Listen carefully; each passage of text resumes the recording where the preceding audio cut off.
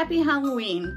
I hope you have a spectacular holiday, and I hope it doesn't rain too hard on the kiddos tonight. I'm Lauren Perreault from RE/MAX with your weekly home update for the Portland metro area, with data through the week ending October 20th, including Vancouver, Washington, and the rest of Clark County. Mortgage rates remained about half a point higher than the lows we saw a few weeks ago. What is the current supply and demand situation in Portland's residential real estate market? Let's get into the most recent statistics and trends. The average sales price flopped a little bit this week. The average was up just a hair compared to the previous week, and landed a mere 0.9% over last year, so less than 1% over last year at this time.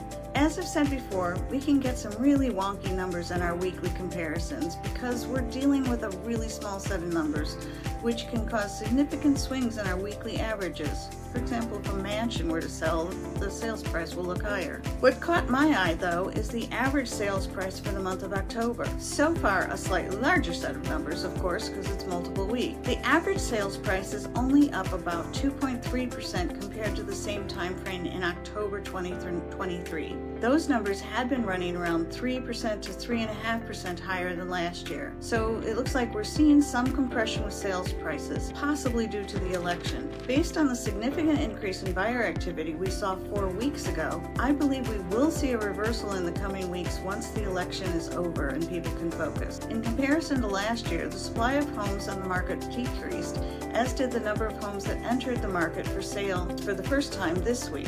At this time, buyers now have about 23% more homes to choose from. That's down from a high we're seeing earlier this year, which was a difference of about 33% more homes to choose from.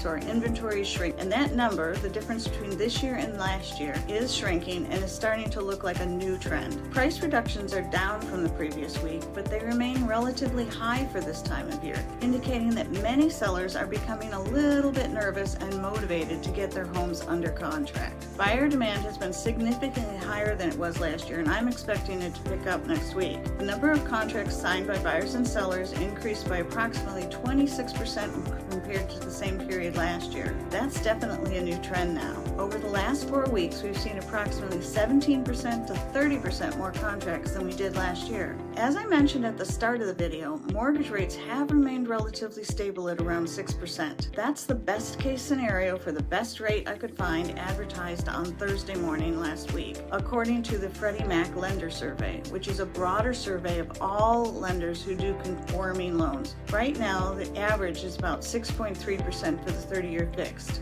Last year, that was almost 7.6%.